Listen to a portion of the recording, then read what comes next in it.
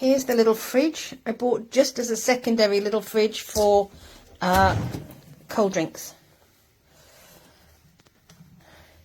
It can hold a whole case of 24 cans, and it's got a little freezer in there, and you can see it's really quite frozen. You can see where the warmth of my hands is defrosted. For the money, I'm very impressed with it. Very impressed. It's really good. I could probably get more cans in there. There. And that leaves that empty. But that's 24 cans in there.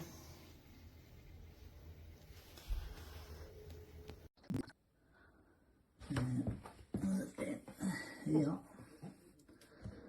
Den här biten, ja.